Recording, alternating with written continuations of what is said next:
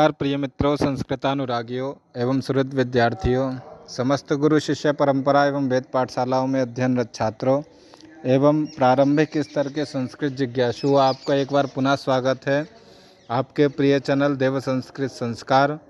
हम लोग महर्षि सांदीपनी राष्ट्रीय वेद विद्या प्रतिष्ठान द्वारा चलाई जा रही कक्षा 6 संस्कृत भाषा की पाठ्य पुस्तक के अध्ययन के सोपानक क्रम को पुनः एक बार लेकर आपके पास उपस्थित हैं। हम लोगों ने पूर्व में संभाषण नामक पाठ से किस प्रकार जो है दो व्यक्तियों के मध्य जो वार्तालाप की विधि होती है उसे संभाषण के नाम से जानते हैं। आप जिस भाषा में किसी से परस्पर बात करते हैं उस विधि को संभाषण कहते हैं। 12वें पाठ का विस्तार किया गया था। हम लोग अब 13वें पाठ पर चलते हैं।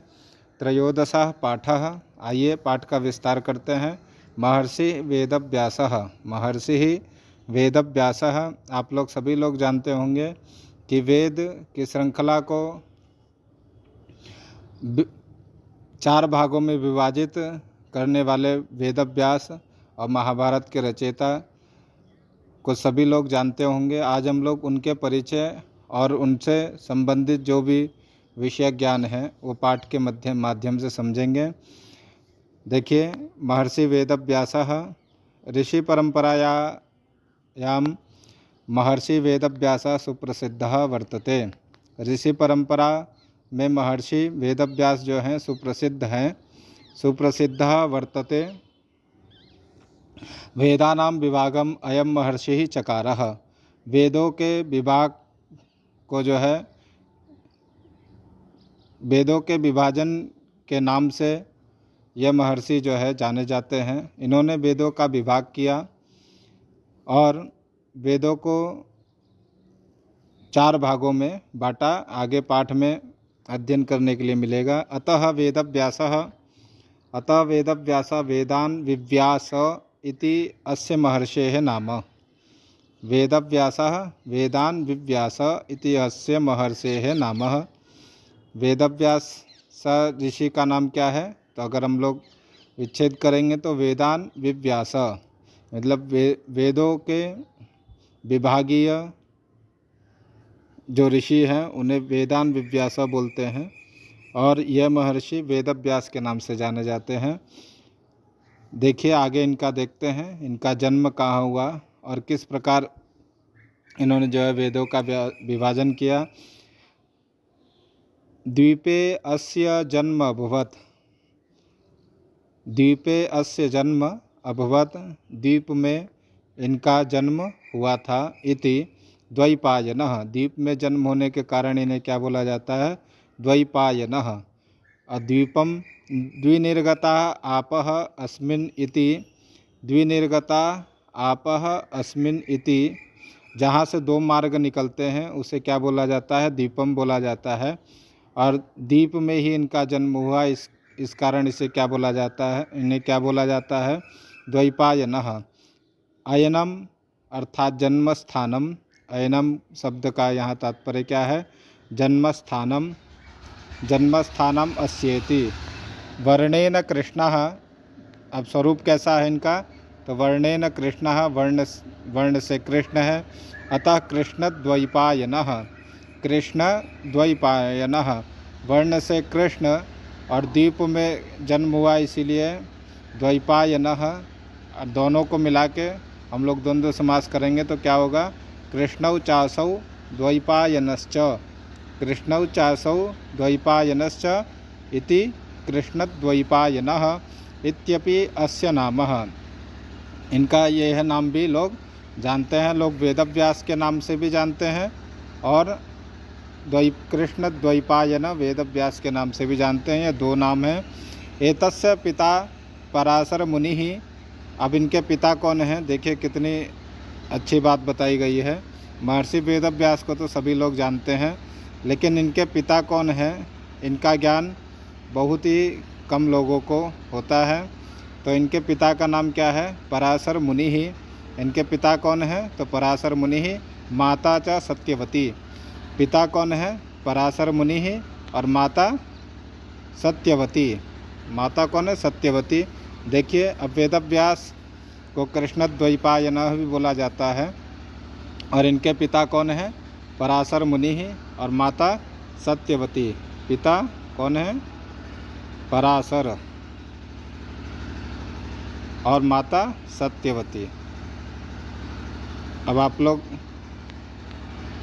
जान चुके हैं कि वेदव्यास के पिता का नाम पराशर एवं माता का नाम क्या है? द्वैपायनः।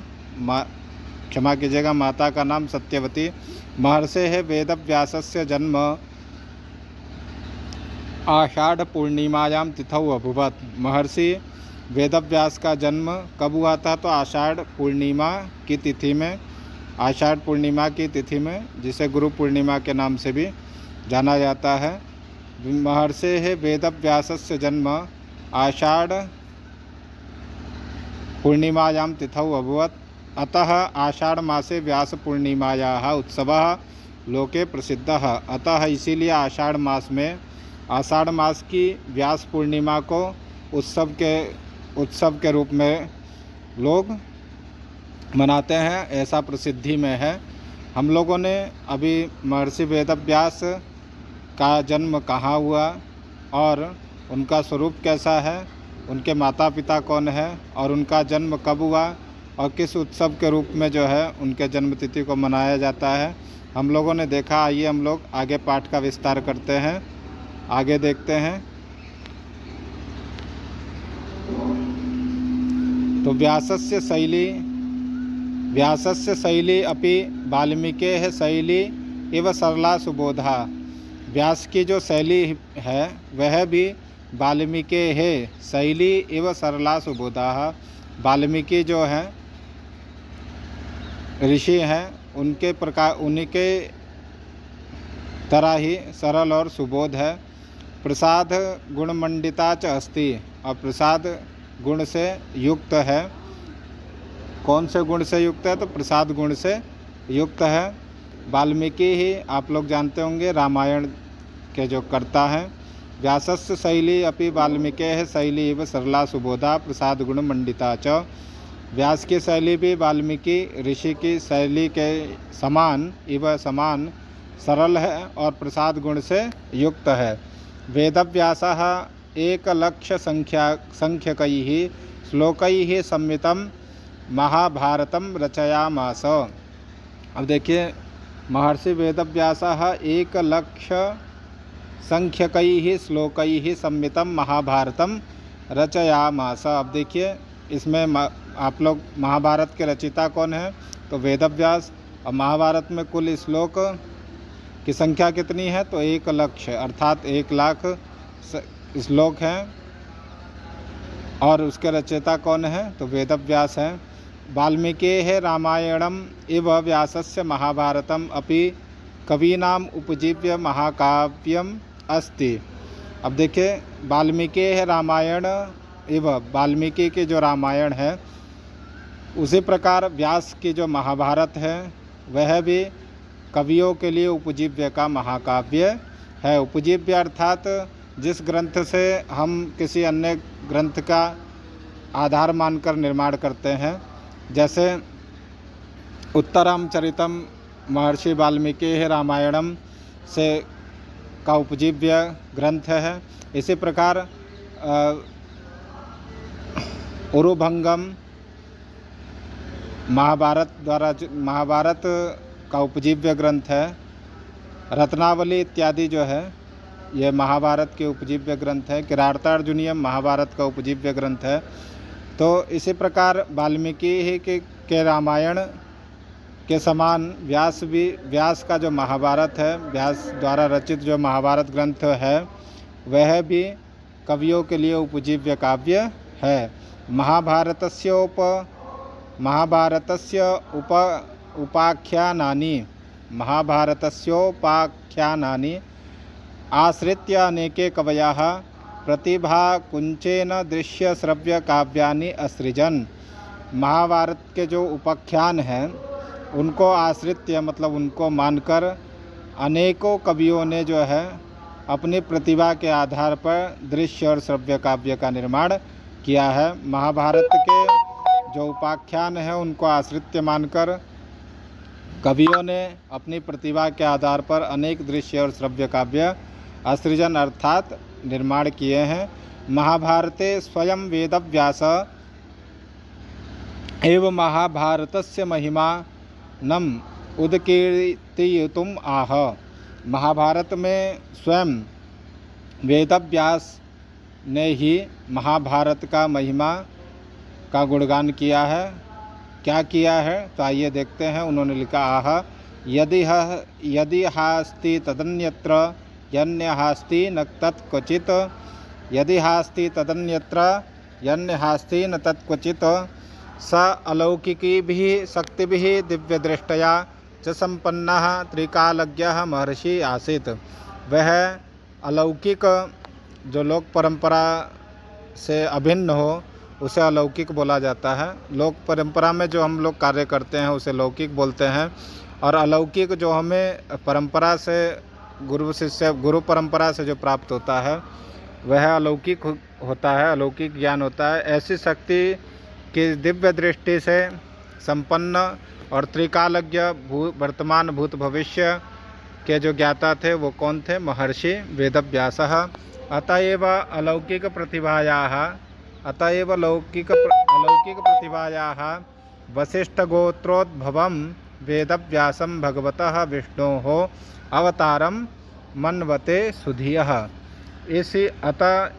इसी अलौकिक प्रतिभा के कारण ही वशिष्ठ गोत्र में उत्पन्न वेदव्यास को भगवान विष्णु का अवतार बुद्धिजन लोग मानते हैं। जो बुद्धिजीवी हैं, जो विद्वान लोग हैं, वह इनकी अलौकिक प्रतिभा को कारण मानकर, देखिए, वशिष्ठ गोत्र में उत्पन्न वेदव्यास को भगवान विष्णु का अवतार मानते हैं।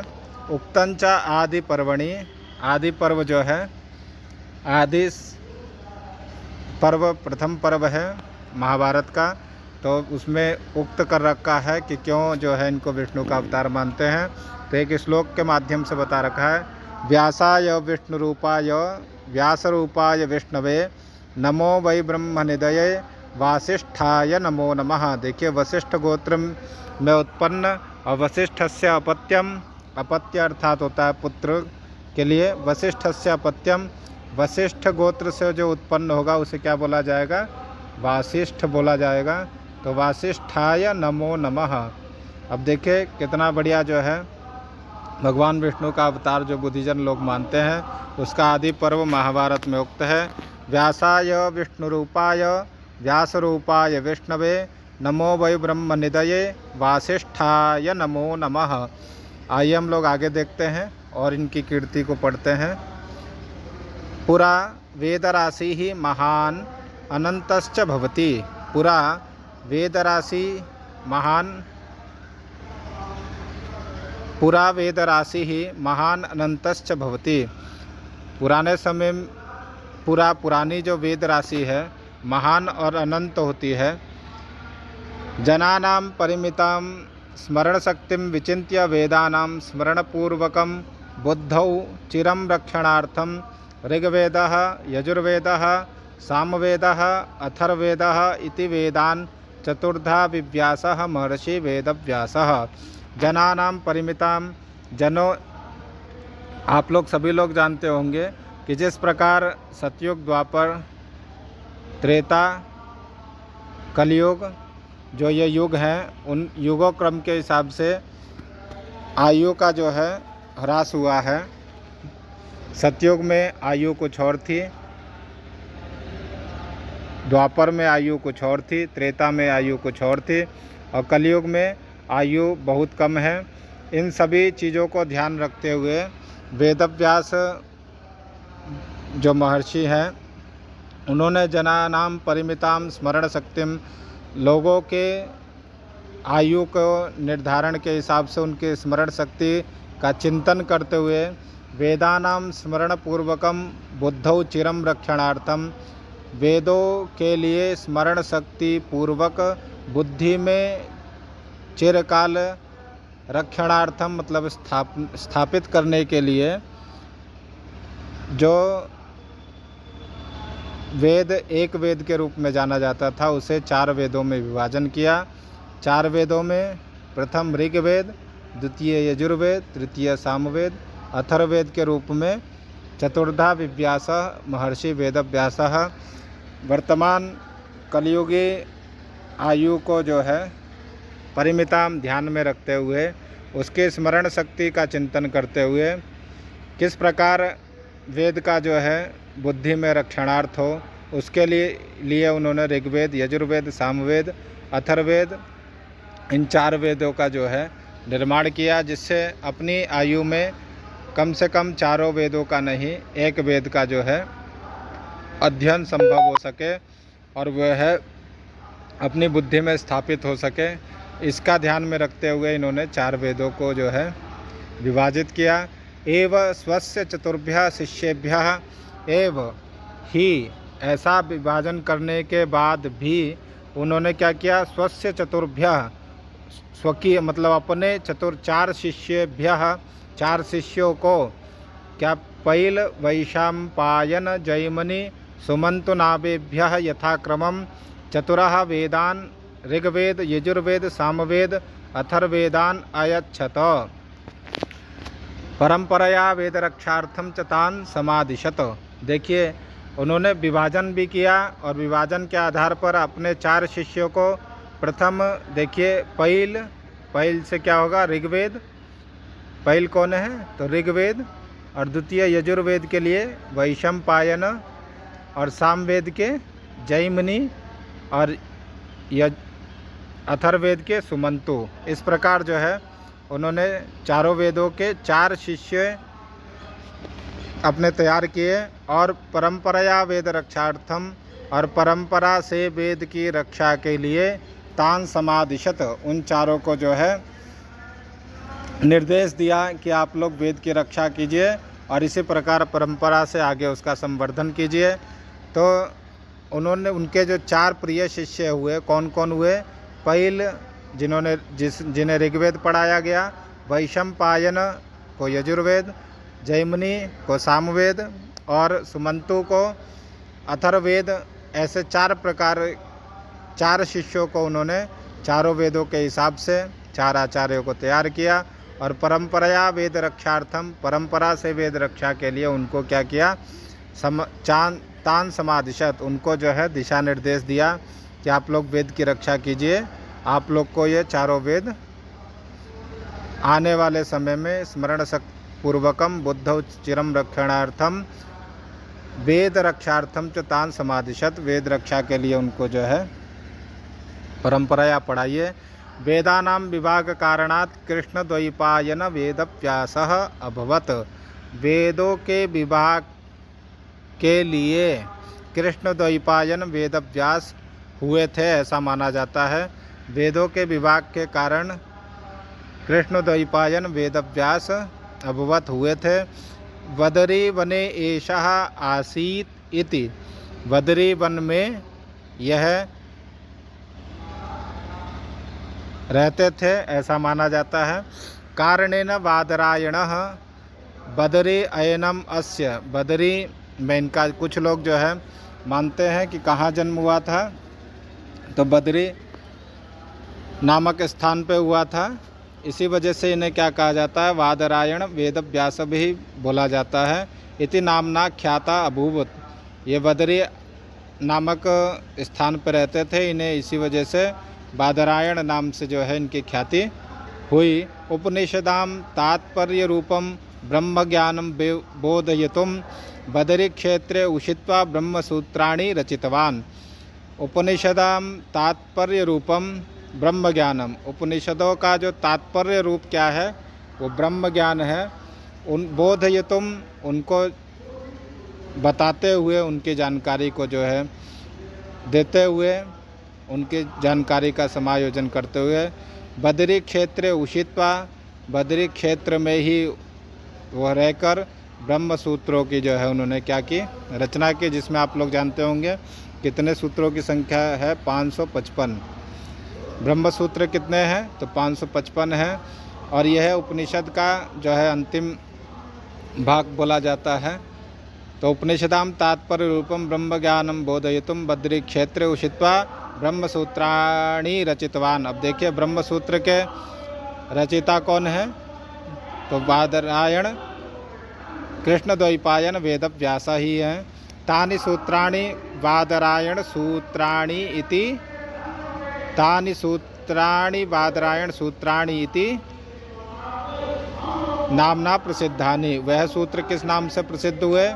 जो ब्रह्म सूत्र है बादरायण सूत्राणि के नाम से प्रसिद्ध हुए। त्रिकालज्ञ महर्षि अष्टादश पुराणानाम रचनाम अकरोत्। त्रिकालज्ञ जो महर्षि थे वेदव्यास, उन्होंने 18 पुराणों की रचना भी की। एवं भारतीय परंपरायाः संस्कृतेः साहित्यस्य च संरक्षणे महर्षेः वेदव्यासस्य महत् सर्वोत्कृष्टं योगदानम अस्ति। आप लोग देख रहे हैं इसी प्रकार भारतीय परंपरायाः संस्कृतेः साहित्यस्य च संरक्षणे महर्षेः वेदव्यासस्य महत् सर्वोत्कृष्टम योगदानम अस्ति। अब इतनी रचना इन्होंने की कि संस्कृत साहित्य के लिए इनका क्या है? सर्वोत्कृष्ट योगदान माना जाता है। श्रुति स्मृति पुराणोक्तस्य वैश्विक धर्मस्य मूलस्तंभः महर्षि वेदव्यासः भवति। श्रुति स्मृति और पुराणों के जो उक्त वैश्विक धर्म के जो मूल स्तंभ हैं कौन है? महर्षि वेदव्यास हैं। एव श्रेष्ठः पथ प्रदर्शकः, यह ही श्रेष्ठ पथ प्रदर्शक हैं, मतलब मार्ग के प्रदाता हैं। निगमागमानां कल्पतरु सदृशाः आचार्यः, निगम आगम के कल्पतरु कल्प वृक्ष के समान जो है सदृश आचार्य हैं। जगद्गुरु महर्षिः बादरायणः इति वक्तुम शक्यते। अब जगद्गुरु महर्षि वेदव्यास को ही बादरायण कहते हैं, यह आप बोल सकते हैं। गुरु पूर्णिमायां प्रत्येकं भारतीय महर्षेः वेदव्यासस्य स्मरणं गुरु समाराधनेन करोति। गुरु पूर्णिमायां प्रत्येकम भारतीयः, गुरु पूर्णिमा में प्रत्येक भारतीय जो है क्या है? महर्षि वेदव्यास का स्मरण करते हुए गुरु की क्या है? संराधना करता है। आप लोग देखिए अब गुरु की संराधना किनके जन्म के समय करते हैं? तो महर्षि वेदव्यास का स्मरण करते हुए गुरु की संराधना करते हैं। आइए देखते हैं। परमात्मनः श्री कृष्णस्य अमरम उपदेशम महाभारतस्य संहितायां योजयित्वा जगतः महान्तम उपकारकम अकरोत् महर्षि वेदव्यासः। परमात्मनः श्री कृष्णस्य अमरम उपदेशम, महर्षि वेदव्यास ने श्री कृष्ण का जो अमर उपदेश है उसको महाभारत संहिता में योजना कर जगतः महान्तम उपकारम अकरोत्, योजना कर जगत के लिए महान उपकारक किया। श्री कृष्ण का जो उपदेश गीता का है उसे महाभारत में उपयोग कर उन्होंने बहुत बड़ा जो है उपकार का कार्य किया। देखिए क्या किया? तो वेदव्यासः त्रिभिर्वर्षैः सतोत्थाय कृष्णद्वैपायनो मुनिः महाभारतमाख्यानं कृतवानिदमुत्तमम्।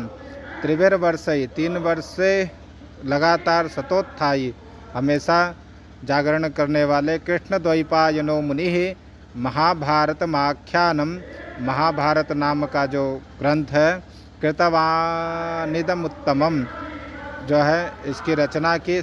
कब की? तो त्रिभिर्वर्षैः सतोत्थाय 3 वर्षों तक निरंतर जागरण करके कृष्णद्वैपायन अर्थात वेदव्यास मुनि ने महाभारत नामक ग्रंथ की रचना की। आइए हम लोग आगे देखते हैं।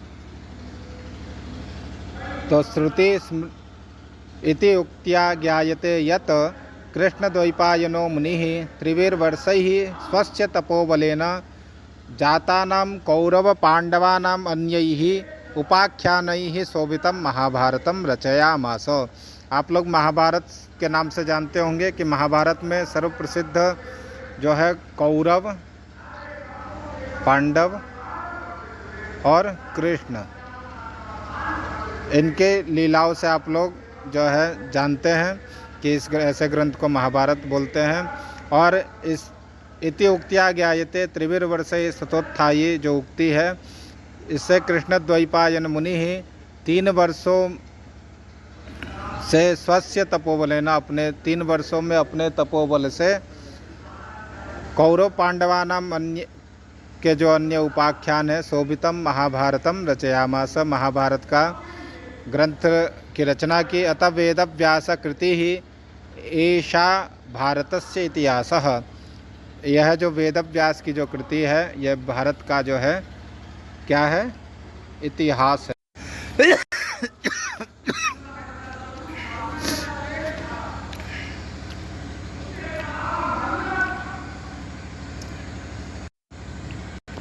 हर्षचरिते है, हर्षचरित एक ग्रंथ है जो बाण भट्ट द्वारा रचित है।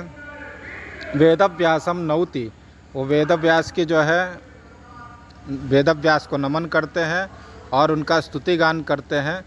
तो कौन से ग्रंथ में करते हैं? बाण भट्ट हर्षचरित नामक ग्रंथ में जो है करते हैं। तो नमः सर्वविदे तस्मै व्यासाय कविवेदसे चक्रे पुण्यम सरस्वत्या यो वर्षमिव भारतम। नमः सर्वविदे तस्मै व्यासाय कविवेदसे चक्रे पुण्यम सरस्वत्या यो वर्षम इव भारतम।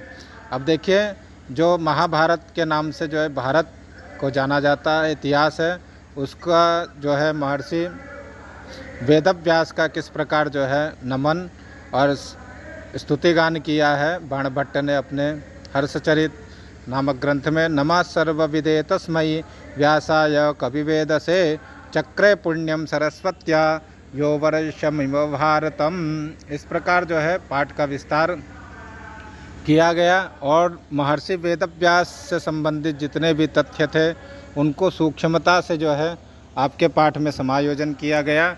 आइए हम लोग योग्यता का विस्तार करते हैं। जो महर्षि सांदीपनि के प्रत्येक पाठ के अंत में योग्यता विस्तार करके कुछ पंक्तियां दी गई हैं जो मूल पाठ का सारांश है और उससे अतिरिक्त ज्ञान को जो है भंडार के रूप में संक्षिप्त रूप में जो है प्रस्तुत किया है। आइए आगे देखते हैं।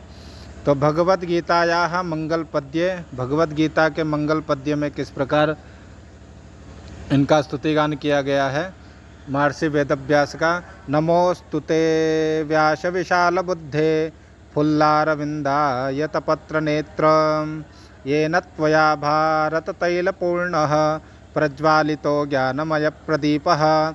नमोस्तुते व्यास विशाल बुद्धे फुल्लारविन्दायतपत्र नेत्र येन त्वया भारत तैलपूर्णः प्रज्वालितो ज्ञानमय प्रदीपः। इस प्रकार जो है ज्ञान का जो है विस्तार कैसे हुआ, तो व्यास की विशाल बुद्धि से जो समुपलब्ध जो ग्रंथ है उससे हम लोग को ज्ञान का प्रकाश जो है प्राप्त हुआ है। इति भारतीय विद्यानां ज्ञानमयेन प्रदीपेन प्रकाशनम च वेदव्यासेन कृतम युक्तम अस्ति। यह भारतीय विद्याओं के ज्ञान के रूप में ज्ञानमय रूप का जो प्रकाश है वो वेदव्यास के द्वारा ही हम लोग को उपलब्ध है। यह श्लोक के माध्यम से उक्त हो रहा है। आइए हम लोग आगे देखते हैं। योग्यता विस्तारः, जिसका भी हम लोग चिंतन कर रहे थे।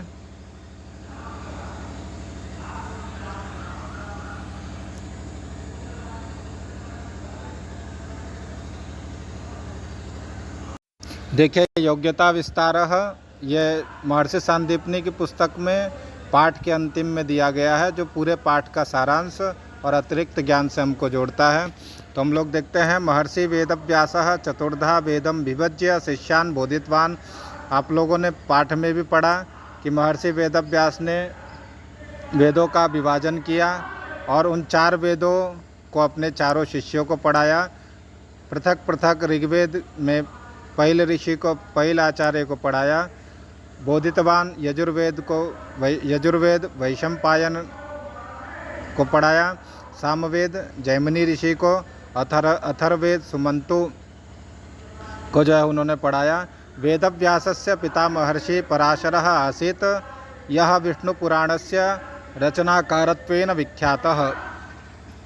विष्णु पुराण के जो रचयिता पाराशर ऋषि हैं, वह किसके पिता हैं? तो वेदव्यास के पिता हैं। आप लोग सभी लोग जानते हैं। वेदव्यासस्य माता कैवर्तराज्यस्य पालितपुत्री सत्यवती आसीत्। वेदव्यास की माता कहाँ की है? तो कैवर्त राज्यस्य पालितपुत्री सत्यवती आसीत्। श्रीमद्भगवद्गीता हरिवंशः विष्णुसहस्रनाम भीमस्तवराजः इत्यादीनि महाभारते अंतर्भवन्ति। और देखिए, यह जितने भी स्तोत्र दिए गए हैं वह महाभारत से उपजीव्य है। पराशरस्य अपत्यम पुमान पाराशरी ही। पराशर के अपत्य जो संतान है वो पाराशरी ही। अपत्यार्थी इय प्रत्यय। अपत्यार्थ में कौन सा प्रत्यय होता है? इय प्रत्यय होता है। महर्षे पाराशरे वेदव्यासस्य कृष्णद्वैपायनस्य विषये एका प्रसिद्धः श्लोकः लोके श्रूयते। महर्षि पाराशरे है, अर्थात पराशर के जो पुत्र होंगे उसे क्या कहा जाएगा? पाराशरे है। और वेदव्यासः जो वेद का विभाजन किए, वेदान विव्यास इति वेदव्यास। और कृष्ण द्वीपे भवा इति द्वैपायनः। और कृष्णेन वर्णः कृष्णद्वैपायनः विषय। ये तीनों महर्षि वेदव्यास के विषय में बताते हैं। एक श्लोक से प्रसिद्धि देखिए। अष्टादश पुराणेषु व्यासस्य वचनद्वयम् परोपकाराय पुण्याय पापाय परपीडनम्। अष्टादश पुराणेषु व्यासस्य वचनद्वयम् परोपकाराय पुण्याय पापाय परपीडनम्। 18 पुराण में व्यास के 2 वचन कहे गए हैं, परोपकार और पुण्य। बस इसी के बारे में बताया गया है, पापाय परपीडनम, जो बहुत ही प्रसिद्ध श्लोक है। और सभी लोग इस सामान्य संस्कृत की जानकारी रखने वाले इतना ज्ञान तो रखते ही हैं। आइए हम लोग आगे देखते हैं। एक श्लोक महाभारतम, एक बार वाचन करेंगे। आदौ पांडवधार्तराष्ट्रजननम लाक्षागृहे दाहनम द्यूते स्त्रीहरणम वने विचरणम मत्स्यालये वर्धनम लीला गोग्रहणम वने विचरणम संध्याक्रियावर्धनम पश्चात् भीष्मसुयोधनादिहननम ये तन्महाभारतम। एक बार और देखते हैं। देखिए कितना सुंदर श्लोक जो है महर्षि व्यास द्वारा जो है लिखा गया है महाभारत में, जिसमें एक श्लोक से पूरे महाभारत का ज्ञान आपको हो जाएगा। आदौ पांडवधार्तराष्ट्रजननम लाक्षागृहे दाहनम द्यूते स्त्रीहरणम वने विचरणम मत्स्यालये वर्धनम लीला गोग्रहणम वने विचरणम संध्याक्रियावर्धनम पश्चात् भीष्मसुयोधनादिहननम ये तन्महाभारतम। अब देखिए एक श्लोकी भागवतम, श्रीमद् भागवत जिसे कल्प वृक्ष की संज्ञा दी जाती है, उसमें देखिए एक श्लोक में जो है पूरे कृष्ण लीला का जो है वर्णन किस प्रकार है। आदौ देवकी देवगर्भजननम गोपी गृहे वर्धनम मायापूतन जीवितापहरणम गोवर्धनोद्धारणम कंसच्छेदनकौरवादिहननम कुन्तीसुतानां ये तद्भागवतं पुराणकथितं श्रीकृष्णलीलामृतम्। आदौ देवकी देवगर्भजननम गोपीगृहे वर्धनम मायापूतनजीवितापहरणम गोवर्धनोद्धारणम कंसच्छेदनकौरवादिहननम कुन्तीसुतानां बलम ये तद्भागवतं पुराणकथितं श्रीकृष्णलीलामृतम्। देखिए जो एक श्लोकी महाभारत है उसमें पूरे महाभारत का जो है एक ही श्लोक के माध्यम से किस प्रकार बताया गया है, और एक श्लोकी भागवतम जो है उसमें किस प्रकार कृष्ण लीलाओं का जन्म से लेके अंतिम तक बताया गया है। इतने सुंदर जो है व्यास के द्वारा जो है रचित श्लोक हैं। इसीलिए महर्षि वेदव्यास को संस्कृत साहित्य और भारतीय वैदिक ज्ञान की परंपरा की जो राशि है उनमें उनको बारंबार प्रणाम है, जिसकी वजह से हम लोग शास्त्र के दीपक से जो है अपने आप को जो है प्रकाशित करते हैं। नमः संस्कृताय पुनर्मिलामः।